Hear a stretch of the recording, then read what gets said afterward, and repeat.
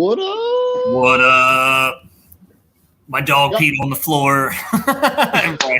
right as you hit the music, I was like, ah. The pregame hacking up along. The hacking up along, pissing on the floor. We're drunk on broad. Oh, and my dog is mildly insane, but that's okay. I think maybe the dog might be slightly intoxicated. Dude, I wouldn't had some peanut butter, so she's probably on a euphoric high, and she just realized that peeing next to my foot was a great idea. Mike, yeah, man, I am Coach Rich to Mike's two daughters. What's going on? I coach T-ball. I coach T-ball, and I coach the Galetto girls. So all good things. Any scouting reports yet? Scouting reports are in. Ollie impressed me. His fielding is below average. I will give him that. What's up, Chris? But he's getting there. He went to the Phillies game last night and did the throwing thing. Did you see the video of him throwing? I did. So the first one was wildly inaccurate. The second one, he hit the target. And then the third one, he hit the bullseye. You know what he got clocked at? Talk to me.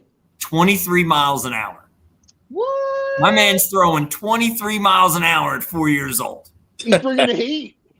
He is going to be my meal ticket.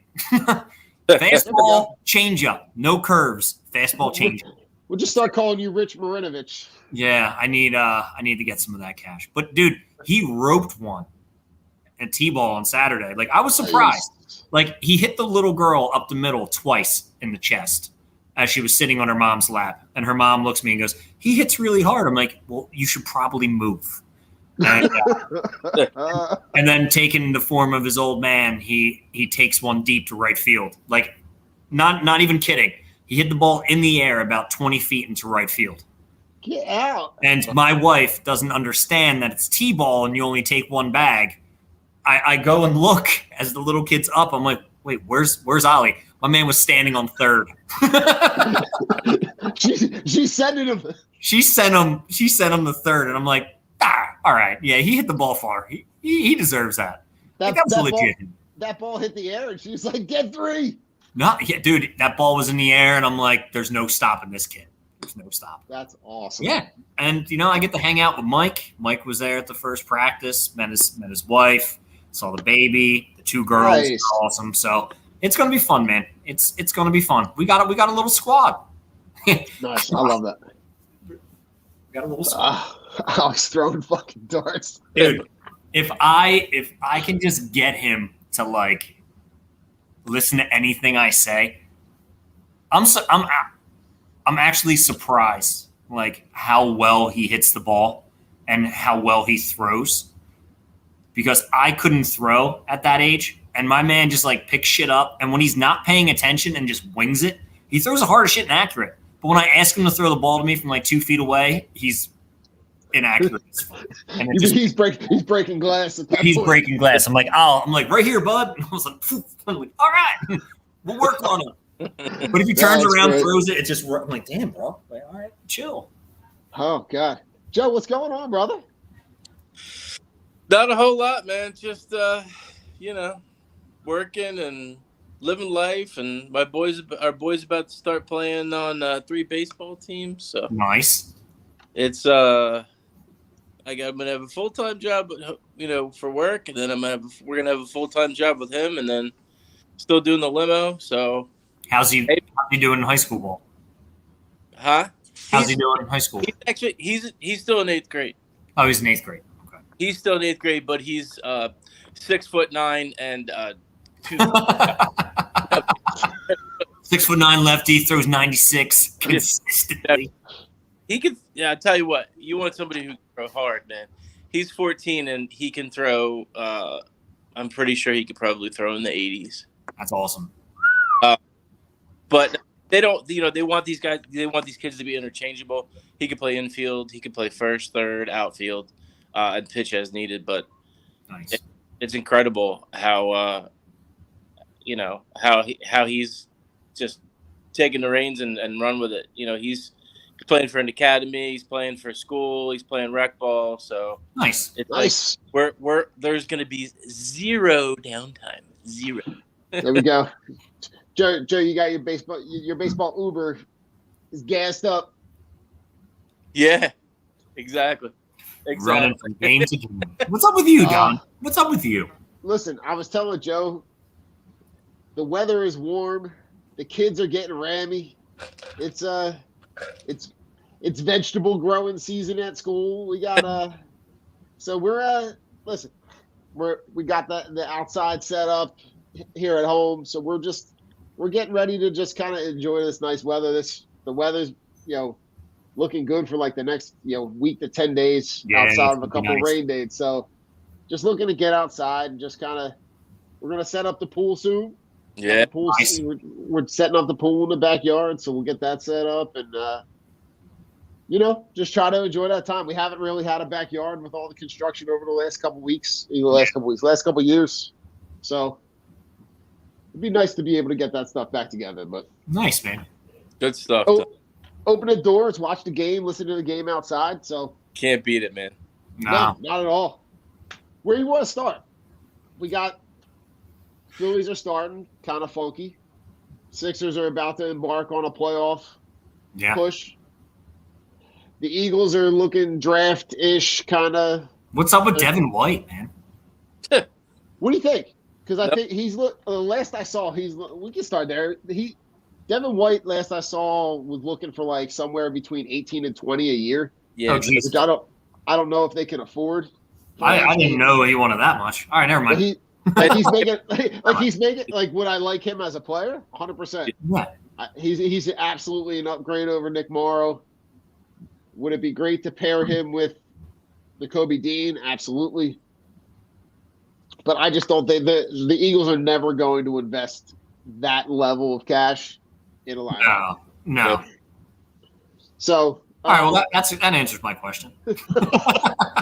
On to the next one. Okay, next. What about so draft wise?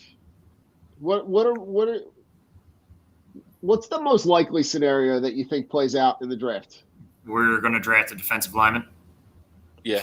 It's our MO.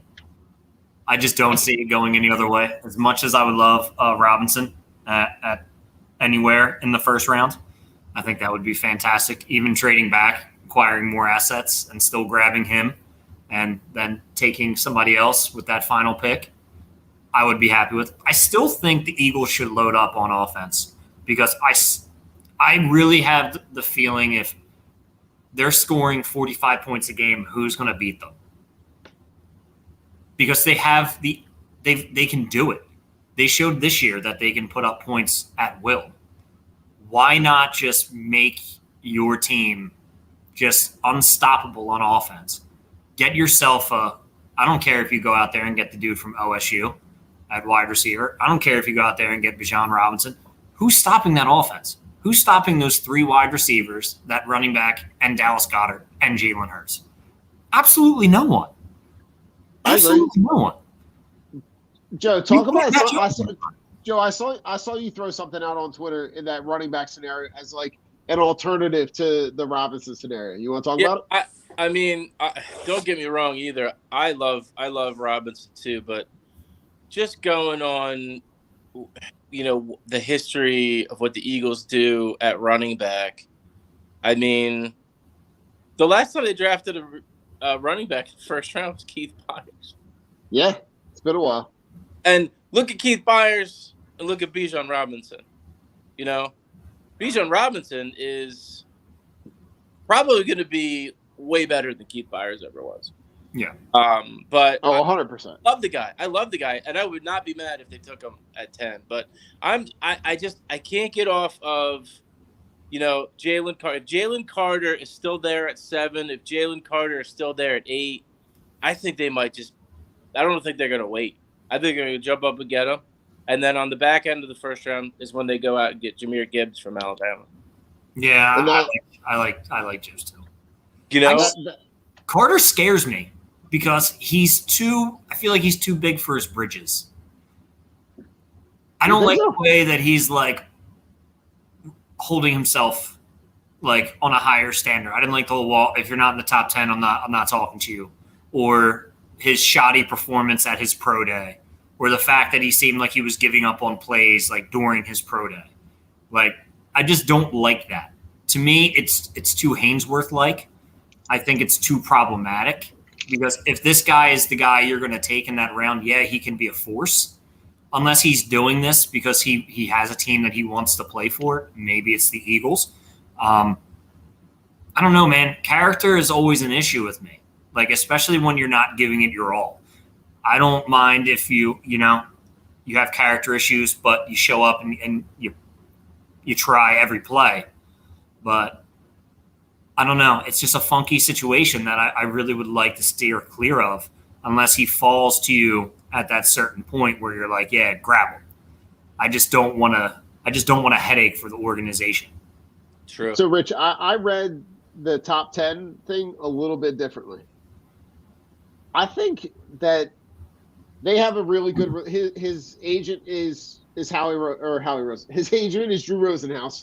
Right. So Howie's Howie agent.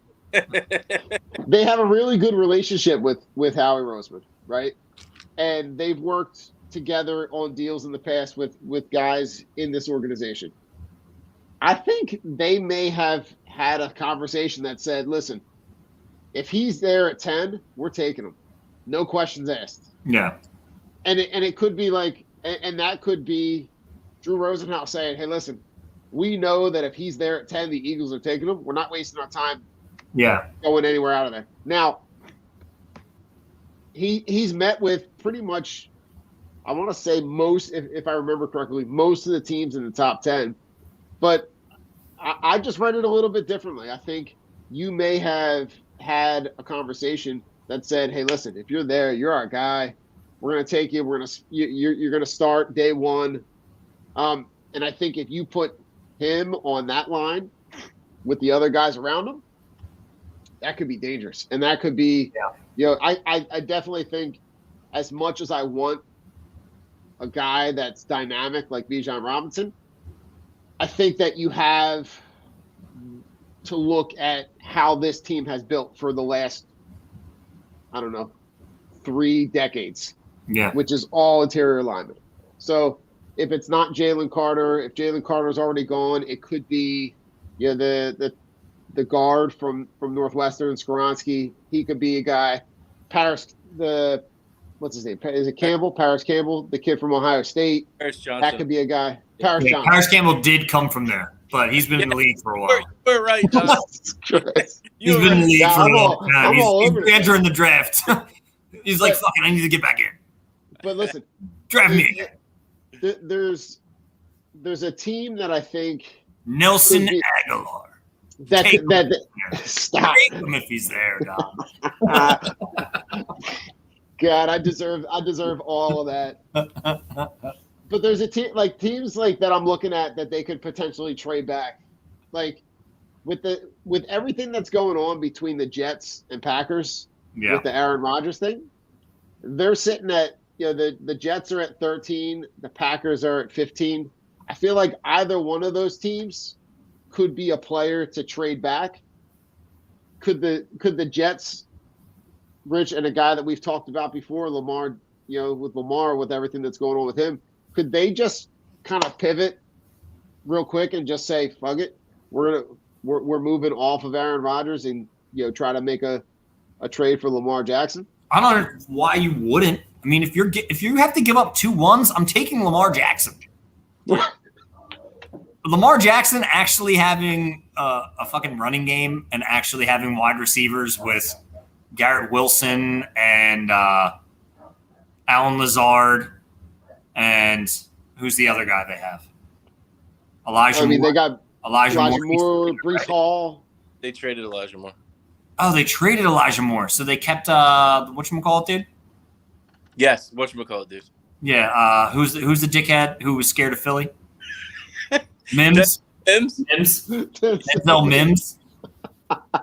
The guy who was fucking terrified of Philadelphia? Yeah. Oh, God. I mean, give him weapons. Give Lamar weapons. Jesus Christ. I would. Yeah. I'm Lamar. I'd be like, all right, fuck it. Like, I got Breece Hall.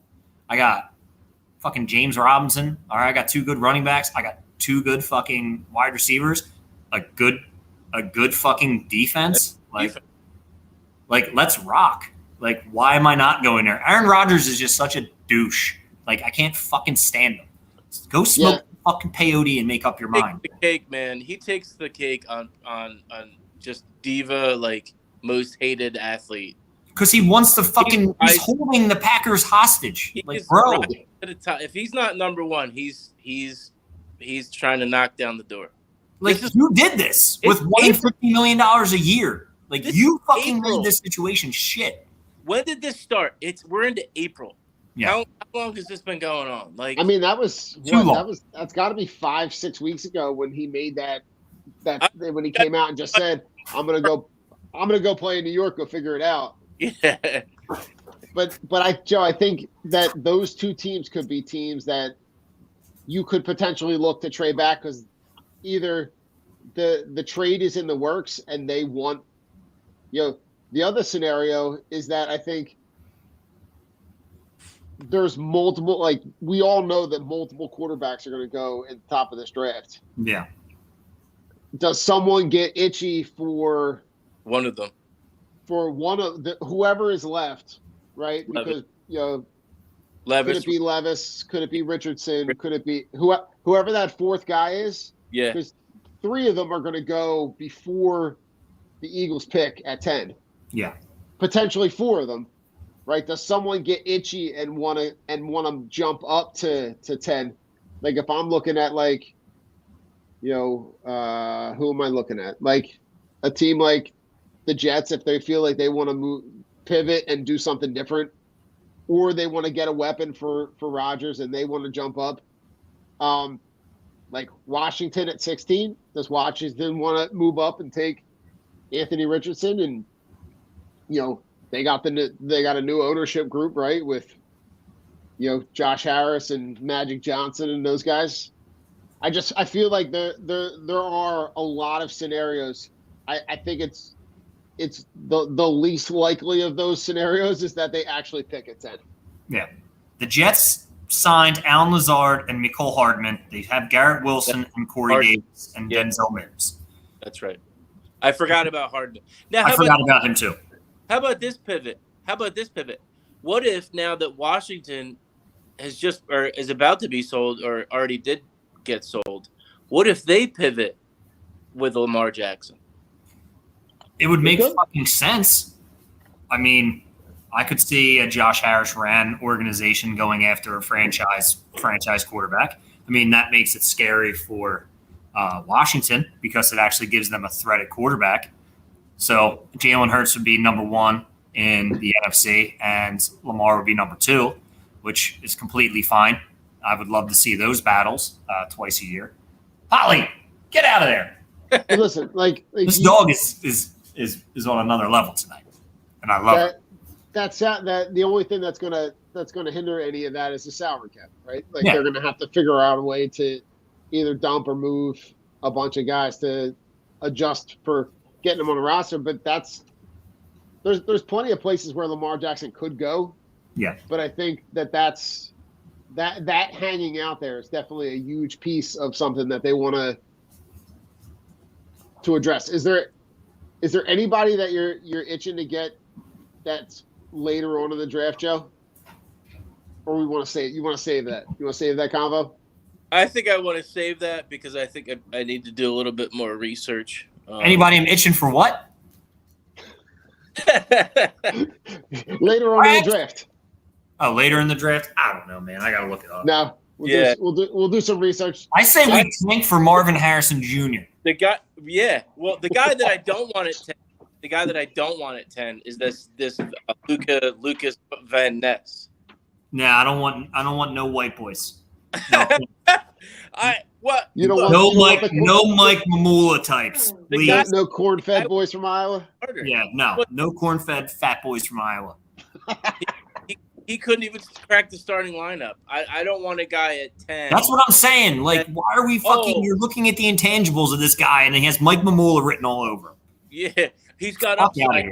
He's got a great motor. I don't give a shit. What the fuck does motor have to do with abilities on the field? This dude can run. I'm great. So the guy doesn't get tired? Well, he should be getting tired because he's a fucking turnstile.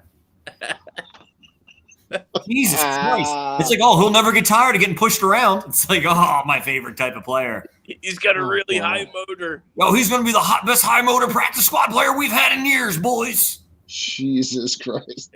Fuck off. I love it. All these reports. And fuck Aaron Rodgers, dude. Like, I'm still pissed off about that because I'm like, make a fucking deal happen or not. Like, I ever think all the Packers hate him, and I think all the Jets players are going to start hating him because nobody wants to deal with this jerk off. I think that in that market, it's waning very quickly. Yeah. Because I feel like they expected something to get done fairly quickly, considering the statement that he comes out and makes. And then it's like, nothing. It's just, and he's like, I'll give you a list of players I want you to sign. Get the fuck. I am not signing old ass Randall Cobb. Are you fucking stupid? Well, wait. Who was the tight end that he wanted? They wanted. Was it Mercedes Lewis? Mercedes Lewis. He wanted Mercedes Lewis again. He's like 60. He's 60 and he's only good on the goal line situations. Well, because nobody covers him because they forgot that he's alive. Oh my God. You're like, yo, who is this fat fuck who used to play tight end? Oh, it's Mercedes Lewis, wide open in the back of the end zone, bobbles it twice and catches it. It's like, did you hear the story about? I think they were talking about it this week on sports radio. The story about how close the Eagles came to making that deal for Russell Wilson. No. It was a story of, I think it was Ian Rappaport, and they had talked about it, I guess, at the draft or the combine last year, and it was like, it was almost set in stone, and they were about to pull the trigger, and he said no to Phil. He said he didn't want to come here. Oh, thank God. That was the only thing that got in the way, or he would be our quarterback.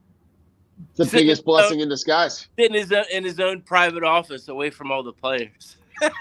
Well, yeah, dude, he needs the private office so he can scam with his charity. That's pretty much what it is. Oh, good God, I heard about that. Yeah, $11 million. He pays 3 individuals in that, like over $1 million. All this money that was supposed to go to all those charities never fucking made it there. People are still waiting on checks. Scumbag. It's like less than 40% of the total revenue brought in by the charities actually put towards charitable things. Dude, it was like less than 13%. Stop. Did I fuck that up? No, but you were right. You were right. It was like less than I looked at it. It was like it actually came out to be like 13% of the money that was generated actually went to charities. It was sick how they broke it down. 3 people in that organization are making over $1 million in a nonprofit. That's just nuts. Hey man, praise the highest. Praise God, baby. Praise God. Jesus Christ. Praise him. Good Lord. Fucking jerk. So another thing before we move on? Sure. How he's going to make a move? You know he's going to make a move. Definitely. With the limited draft capital that we have, what do you think is more likely to get moved? Who do I think's gonna get moved? No, like what pick? Pick 10, pick 30? I mean, you both gonna try to gain more assets just because we don't have a lot of draft options this year. What do we have? 5 picks, 6 picks?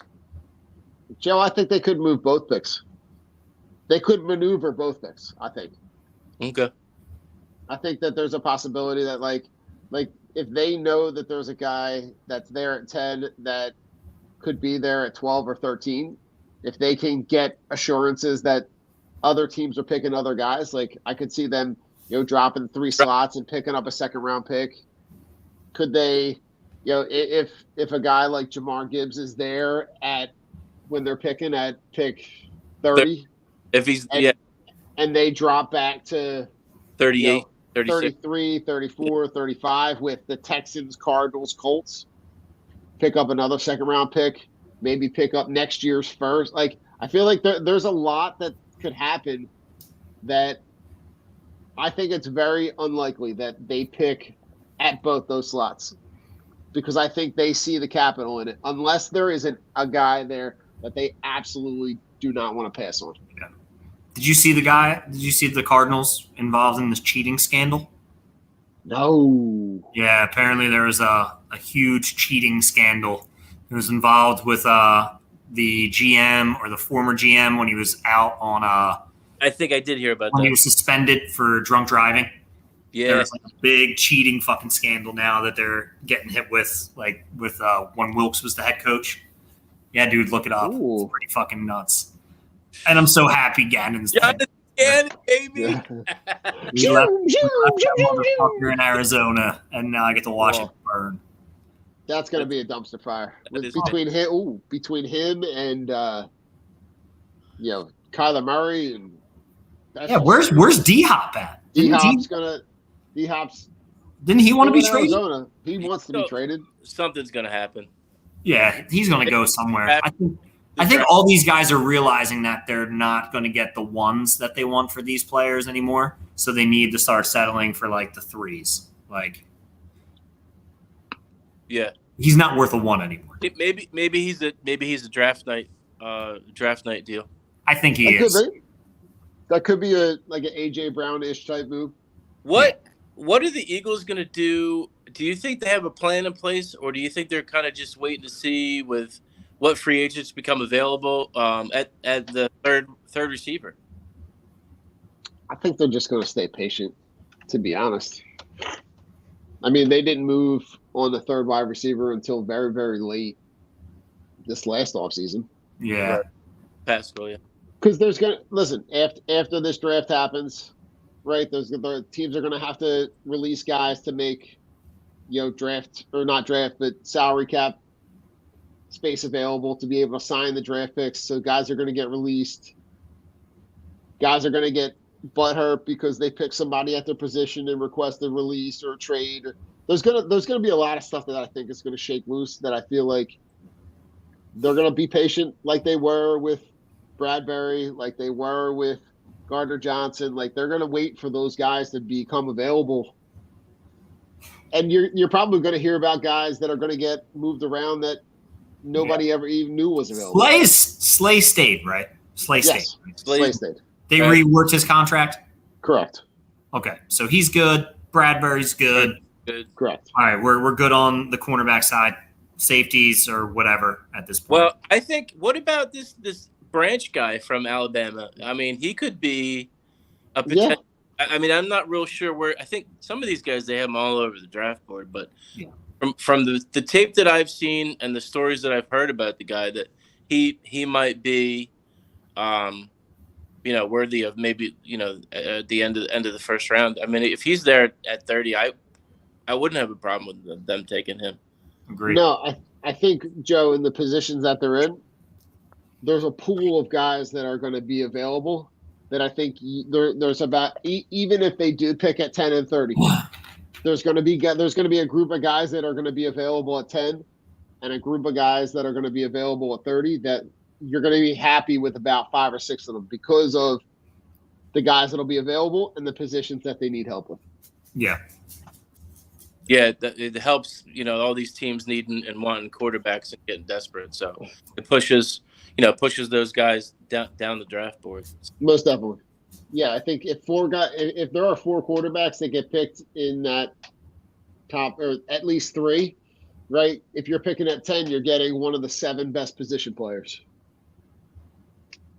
Right. Which on a normal year you wouldn't be in that position. So I think the more that those quarterbacks get pushed up, the better it is for them because it's gonna make the pool of guys available at 10 much better, and it also might give them the availability to be able to slide back 2 spots and know that they're still going to get one of those guys. Yeah. So I guess our card this year is going to be Cam Jurgens. Yeah. As of right now, I don't know what they're planning. He'll slide into that guard spot. You think that's what they're going to do until Kelsey retires? Yeah. I don't understand why they wouldn't do it. Just give that boy as much playing experience as possible. Let him line up next to Kelsey and see what he does. let him learn the game that way, and then he'll take over after Kelsey's gone, which I hope never happens. I want a 90-year-old Jason Kelsey. Yeah, that'd be awesome. It's our hungry dogs, hungry dogs, hungry hippos, hungry cats. What? Funny, man. Good gracious! I'll start. Can't hear you. It would just be so great. It would just be so great. Well, gentlemen, we'll take a commercial break. We'll come back. We'll talk Phillies, little Sixers on the way out. Peace out, guys. All right. Later, skaters. Ladies. Von C Brewing Company is a 20-barrel, 16,000 square foot microbrewery with a 2,500 square foot tasting room, including a spacious outside beer garden in Norristown, PA, in the heart of Montgomery County. The Von C family is part of the family that started C. Schmidt and Son Brewing in 1860. Stop in Wednesday through Sunday and taste a variety of draft and 16-ounce cans of originally brewed beer and tell them the Drunk on Broad crew sent you. Von C Brewing is located at 1210 Stenbridge Street, Suite 300 in Norristown. Cheers. Team Clicks are the only glasses for real sports fans. With interchangeable arms, you can support all of your favorite teams, or even make and create custom options as well. These die-hard sports fans have realized that sports fans needed something other than face paint to show their love and passion for their teams. Go to teamclicks.com/DOB and show your love for your hometown team. La Torrance curated collection of men's and women's watches is a perfect investment that lasts for years to come and fits perfectly with your every outfit and style. Our range of classic watches aren't just a great perfect formal and casual accessory, but a time machine that takes you back to memories. Explore our collection of timeless watches that can reflect your taste, personality, and personal style. Our exclusive collection of carefully curated, affordable luxury watches is what you need to make a personalized style statement. You can take pride in your prized possession, handing it over to the next generations as your most loved asset that they can also own and display with the same pride. These high-quality pieces stand the test of time, giving exceptional value and return on your investment. Go to la-touring.com and use code DOB at checkout and get 10% off. If you're looking for unique sports apparel, check out Streaker Sports. They've dug deep into the archives and have brought back some incredible defunct team logos and have even created entire defunct league collections. They also have collections paying homage to sports culture, including the Miracle on Ice, Slap Shot, Caddyshack, the Mighty Ducks, and even have a license with Wiffle Ball and USA Hockey. Only for Drunk on Broad listeners, use code BROAD at checkout to get 10% off anything at streakersports.com. Again, that's 10% off anything at streakersports.com with discount code BROAD.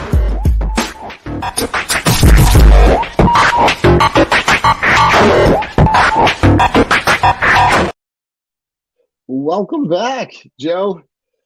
Welcome. Where you want to go first?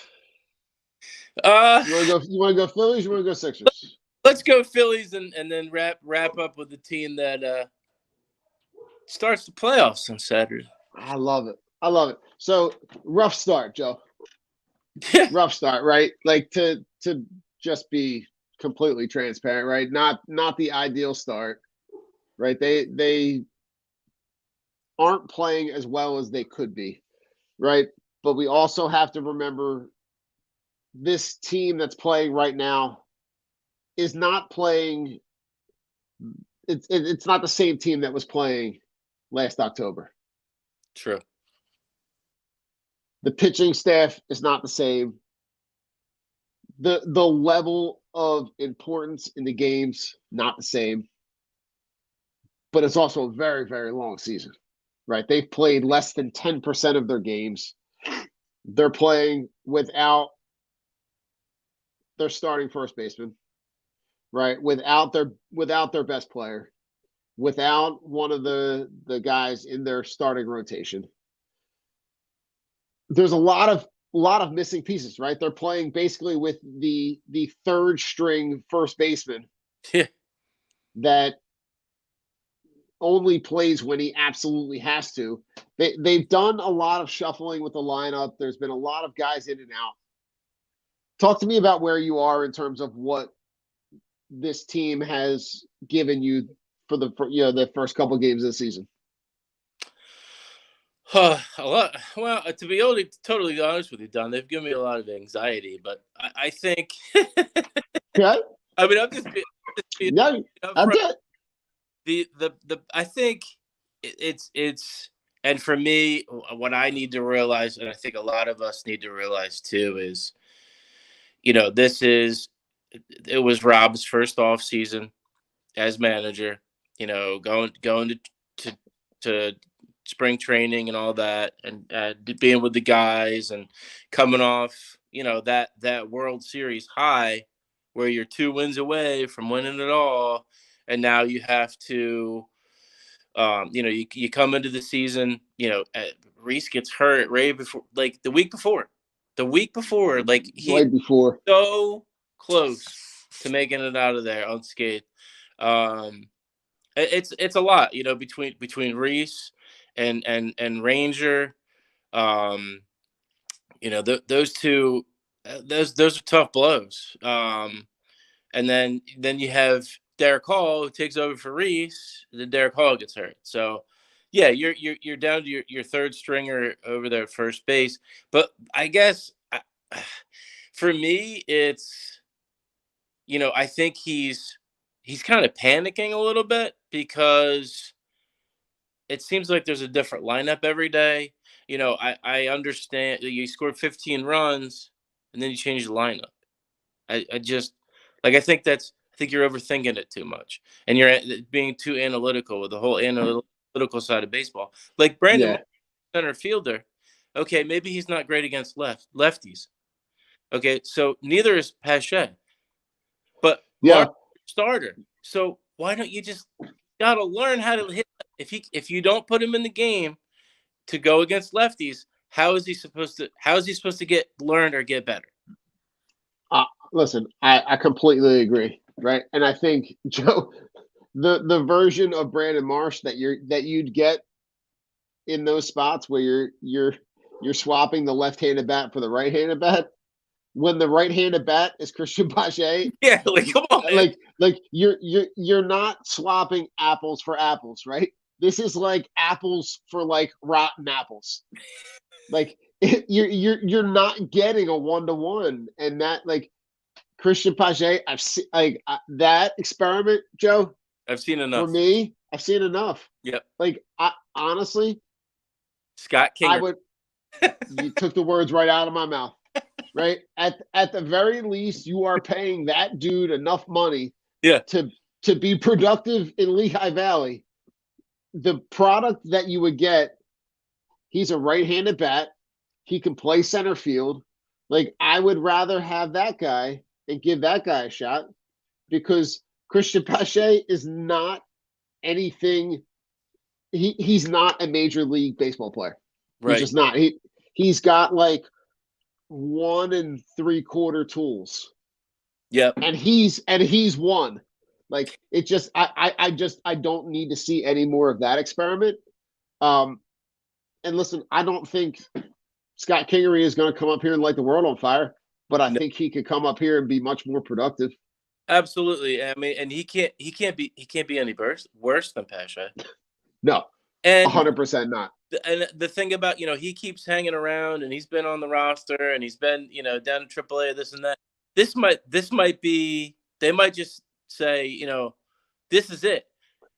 This is your last year to prove that you can, play at the major league level, that you can come up to the big league roster. That they might pull the plug on that. Like, how many years are you going to go back and forth with this guy? You got to at least have him on the bench. He's got to be. I think he needs to be up here, and Pache needs to go down and just figure out how to freaking hit the ball. Listen, Joe. I know you gave up a minor league pitcher for Pache, but like, I honestly have seen enough that I really don't need to see him in AAA either. Like you could, I know they won't, but like you could release him, and I wouldn't really be sad. Well, he's been 3 teams in how many months? What does that say? Yeah, Yeah, so it's. Listen, let's talk about some guys that are being productive, right? Stott is starting the year with a monster start, man. Yeah. At this point, going into tonight, batting .420, right? He's got the 12 game hit streak, right? He's playing really well. Outside of a couple of bonehead, base running things, which I think is a team is a team thing more than a Stott thing. But he's playing really well, and I really like where he is in terms of. I think you're seeing kind of the benefits of having an up the middle partner in Trey Turner, right? You're learning from a pro's pro, a guy who's probably the best shortstop in baseball. Yep. I love where he's at. I love where Castellanos is at. Alec Bohm. Go ahead. Alec Bohm, man. I mean, he hit the weight room in the off season. You could definitely tell. Oh, absolutely. And he is just it's like a beach ball out there for him. He's hitting for power. He's hitting singles. He's hitting doubles. Like he's locked in. He's locked in every game, all game. It's great to see. It's great to see him, just flourish this season so far. And I think it's just a picture of things to come for him. It's fantastic.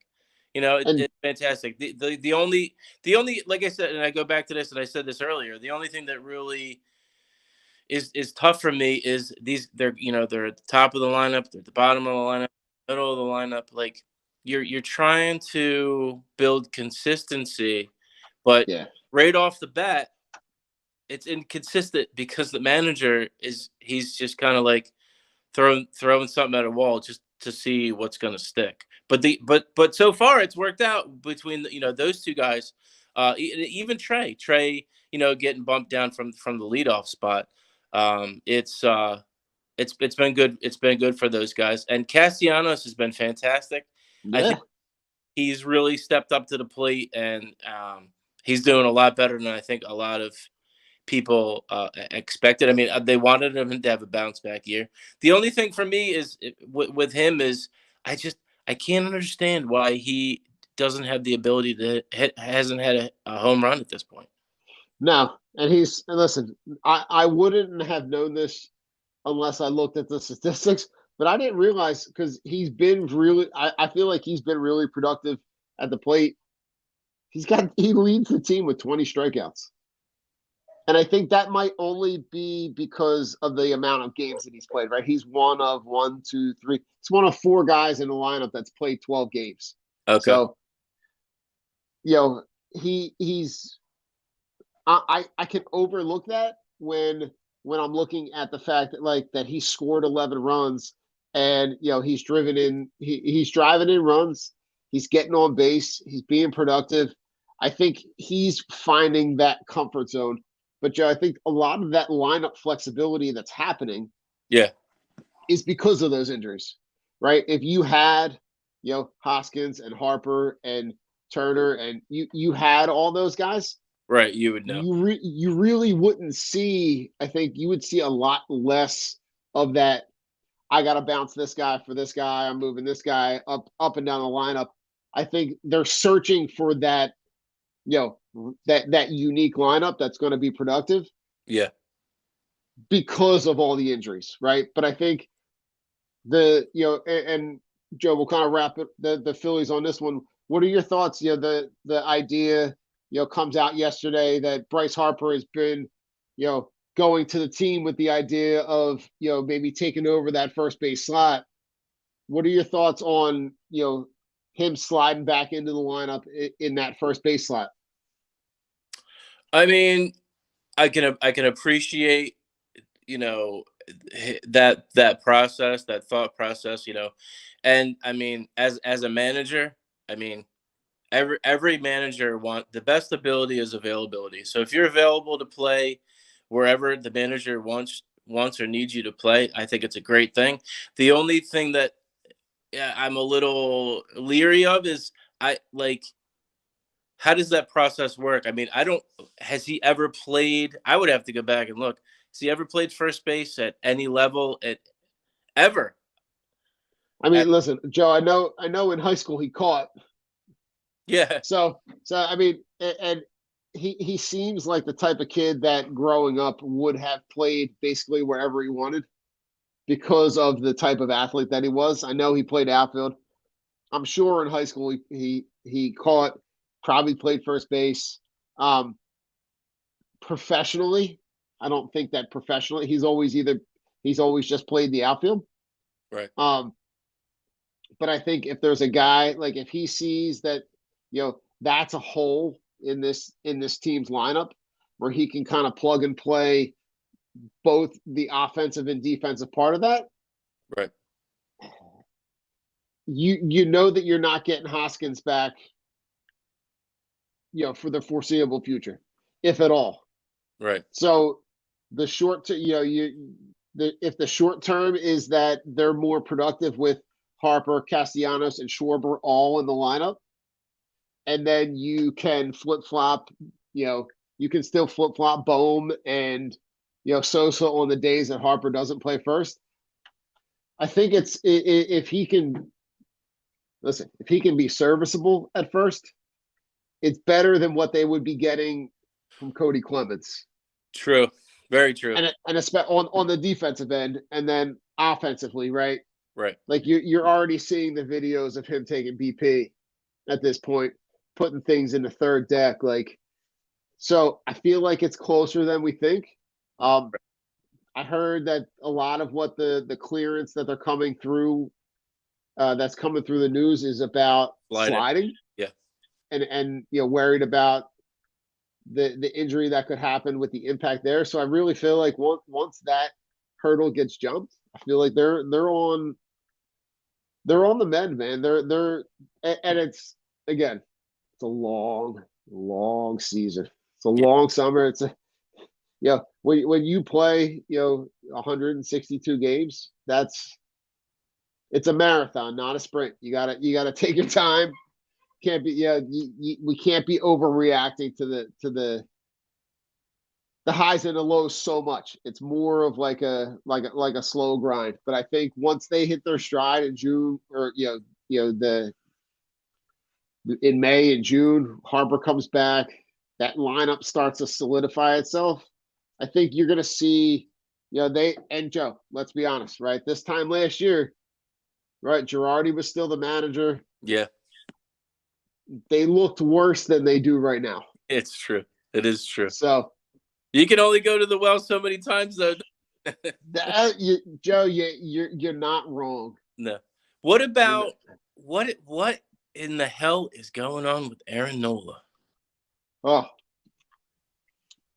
Mister, I can't get out of I can't go through the rotation more than 2 times without getting lambasted. God, that's so frustrating. What do you think? It's got to be between the ears. It's all mental. What it's got to be, because you can tell when he's got good stuff, man. He's got good stuff, but when it's not good, it's off a cliff. When it's not good, it's bad. It's horrible, and he's throwing curveballs that just hang over the plate and just get crushed, and it happens instantaneously. Like he could strike out the side in the 4th, come back in the 5th, and that lineup has turned over twice, and all of a sudden, man, he just can't get out of his own way. It's just it's God, it's so frustrating to talk about, because you see the glimpses last year when he has the ability to just mow people down, and he just can't get out of his own way. Are you giving him a monster contract? No, I gotta be completely honest. I don't know what the alternative is, but I know that I've seen the best version of him already. I don't feel like there's a better version of him if I give him a bigger deal. Well, he's But fallen since the World Series. Oh, absolutely. But I don't know what I don't have a list of names in front of me. Yeah. I don't know what the alternatives could be. They got to, really consider and think about, because we can't have this. We can't have meltdowns in the playoffs. We can't have guys that can't make it into the 6th inning, and he's got to be a 2. He's got to play like a 1 or a 2, and he's not. He's not. No, and I think you could see a scenario, Joe, where they let him walk. Right, Ranger Suarez is still there. Andrew Painter, is inserted in that rotation. Maybe one of the other young guys, maybe they spread that Nola money out and maybe add to the back end of the rotation to make that stronger. Maybe your 4 and 5s are a little bit stronger. I just don't see the you're not going to get the return on investment for the amount of money that you're going to spend on Nola to be able to get what they need to get out of him, which is they need consistency, and he's not. It's just not that. Well, Joe, let's end on a good note, right? Sixers. Play the song. But they got If I had it would. Oh wait, I might have it somewhere. Hold on. I gotta go in the archives here. Hold on. Oh no, I think it got deleted. 10, 9, 8, 76. They don't. Nobody wants to hear us sing. No, they don't. No, they did not. This is not a singing. No, club. Okay, so we're playing. That should be. There's really no reason they should lose the game to Brooklyn. They should sweep Brooklyn. And this could there be a Michael Bridges scores 47 points? Maybe one. They steal one. There's maybe one to lose more than one game. Right. No reason at all. No. And you're looking at right. So they're gonna tip off right. They get the Bobo Saturday afternoon 1:00 time slot. Yeah. And to be honest, the only series that's going to play that's going to be super competitive, right, is that Cavs-Knicks series. That's really the only one that's relatively debatable. But I think you're going to see. I think you're going to see a different level of Embiid. I think you saw that kind of they were. I heard a statistic on the radio. I think they were 12-12 to start the year, but then they finished the year and don't quote me on that. I know I'm going to mess the numbers up, but they were the rest of the season they only had 16 losses. They were 42-16. Yeah. After that 12-12 stretch. Yeah. I mean, they're playing really well. The only thing that I'm looking at right in this series against the Nets, right, is for them to really just assert themselves early and not give the Nets any space to breathe, because you're really talking about Michael Bridges and a cast of characters. Yeah. Yeah, exactly. I mean, they should be up, in the fourth quarters of these games by enough where they can put, rest Harden, alternate these guys in and out, and keep them fresh. Because that's really what it comes down to. You're going to need these guys ripping and ready to go for that second round, whether it's Boston or Milwaukee. But that's it. I mean, all the chips are on the table. It's finals or bust for me. There's going to be major fallout ramifications if they can't get past the second round. But hey, you got to ride the wave. I mean, it's do or die. It's now or never. So it's here it is, guys. Put up or shut up. Yeah, listen, Joe, I think you could see a scenario where, right, if you remember a couple of those games down the stretch when Embiid is scoring in the mid 40s, right, but he's only playing, 28, 29, 31 minutes. I think you could see a handful of those games against the Nets where like they're up huge late and like you're saying, he gets essentially like the fourth quarter off where you can get other guys minutes, where you can keep those guys fresh, where you might need, and as much as I hate to say it, right, you might need a stretch at some point from a Niang or a Milton, right? I think the two guys that I'm going to look at to come off the bench and be, really effective, right? D'Anthony Melton has got to be effective, and Jalen McDaniels has got to be. Those are the two guys that I'm looking at that can come off the bench, be athletic, be defensive, Yep, and really give those guys spells. Because I don't need to see. I really don't need to see Paul Reed as the backup center. no, Right. PJ Tucker is going to be the guy that's going to slide into that 5 when Embiid comes off the floor. So you're going to see some lineup flexibility there. You're going to see Harden and Maxey probably on the floor at the same time, second team. But Maxey's the guy that really has to elevate his game in this postseason. Absolutely. For them to they need him to be that third wheel, because Tobias the Friendly Ghost is going to be he's going to be there, but not really not. Yeah, you can't. He's a guy that he's not even really in the conversation, because that. I mean, he might have a game, he might have 2 games, but the rest of the, he's going to probably be invisible for the rest of the series. And as we progress through Brooklyn and go to get to Boston or Milwaukee, I think you're gonna see less and less of him, rising up and showing that he's ready for that moment. He's not built that way. I don't think he's wired that way. He's not like, give me the ball in the fourth quarter. I'm going to hit you some clutch shot. You're going to be able to rely on me when it really counts. I just don't think that he's just not that guy. Yeah, I think you're looking at 8 guys, right? If you're starting Harden, Maxey, Harris, Tucker, and Embiid, right? The 3 guys coming off the bench are D'Anthony Melton, Jalen McDaniels, and probably Niang, right?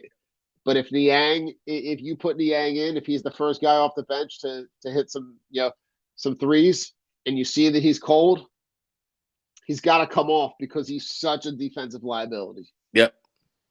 So they're gonna have to be aggressive. I think they are aggressive. I think they kind of set the tone early. But Joe, I'm with you on this. I really don't think that this series goes more than 4 or 5 at all. I think, right. and I think the Nets are they're in a funky spot right now, because that if you would have said at the beginning of the year that they're going to play the Nets in the first round of the playoffs, should have been like, oh crap. I would have been like, what kind of shit raw deal did we get? Because you would have been looking at Durant, Kyrie, and Ben Simmons, right, as your core of your team, the other ghost, right. And now you're now looking at Brooklyn trying to maybe potentially build around Bridges as the cornerstone of that franchise now. Yeah, and that's the bitter pill that we're going to have to swallow for this series, is watching that dude shine, because you had him. Damn, and you talk about dropping the ball. Oof. And you think about, Joe, the difference between where this team would be if he was on this roster for the last couple seasons, man. I'm 100% certain that they don't lose those second round series against the Celtics. Mm-hmm. And they're probably playing for an NBA Finals. Most likely. I mean, he could take over a game. I mean, we've seen that. You've seen it. Glimpses of that in Phoenix, but then when he got flipped to Brooklyn, man, he was like, he's been shining. He's been shining ever since he's been there. Because he's the guy. Yep. And he's kind of shown that he can be the guy. Where's Smith anyway? He might as well be on my couch. I mean, he's like he could be playing somewhere, but he surely ain't eating sesame seeds. No sesame seed bagels for him. So here's the $1 million question.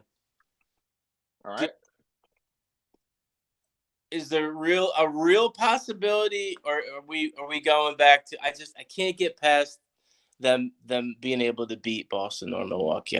I can't see them in a 7-game series being able to match their athleticism, to match their experience. I can't go there.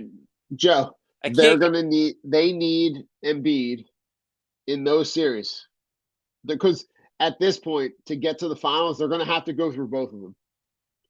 Yep.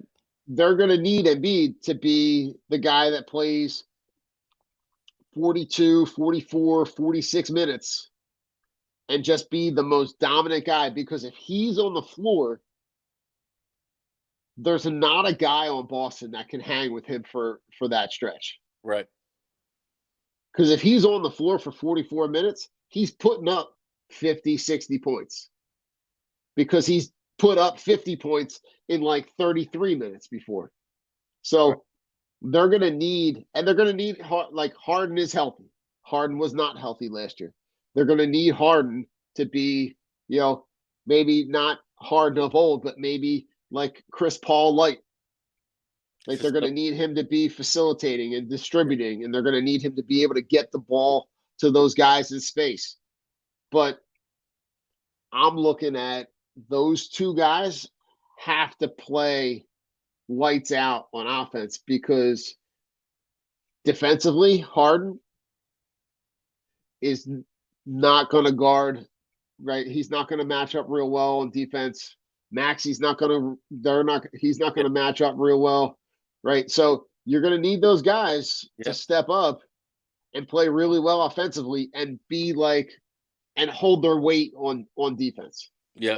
Yeah. Like you said, and the biggest question, or the biggest concern, and the biggest need for this team, for them to advance past, or to be able to beat a team like Boston or Milwaukee, is Maxey. Yeah. Maxey's the key. And Maxey is struggling against the Celtics. He has, and you got to be consistent. I mean, he's shown flashes where he could be an elite scorer, but he's got to give you, he's got to give you 20 plus a night. I think he's got to give you 20 plus a night, or close to that. He's got to show up in big moments. He's got to show up in the fourth quarter. These guys, they've got to show, they've got to have the heart of a lion, heart of a champion. When when the game's on the line, and the only guy that I really have faith in and can trust to do that is Embiid. You really just hope that these other guys can raise their level of play to be closer, match Joel. I agree. Joe, anything you want to touch on the way out before we head out here? It's a fun time. There's a lot of stuff going on. There is a lot. Any final thoughts? Man, it's so nice. Like you said, it's so nice to have this weather, man. It's just it's a breath of fresh air. It just puts a smile on your face. I'm hoping that this baseball team could turn it around quick, because I love going down to the park. But I really love going down to watch the Phillies when they're winning, and it makes it that much more fun, and it's such a better feeling. So I agree. Joe, listen, you know what? I was going to talk about the Big Five and that whole thing coming back at this, but I'll save that for another time. The weather is incredible. So whatever you people got to do to get outside, whether it's a dog walk, whether it's just sitting on your patio, whatever it is, watch the game, turn the radio on, whatever it is, get outside, enjoy the weather. And we'll see you next week. See you guys. Later, Philly. Go Sixers. Yeah. Go Sixers! This is the Broad Street Line, where Philly sports fans leave all of their sports hot takes. Call 267-405-3062 and show us your passion for Philly sports. Don't forget to tune in every Wednesday at 8:30 when we listen to your live reactions to the thrill of victory or the agony of defeat.